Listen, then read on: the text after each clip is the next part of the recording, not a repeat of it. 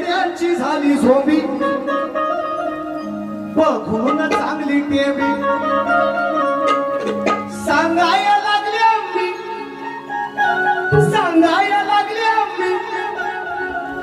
लांब भोऱ्याची फाटले बेबी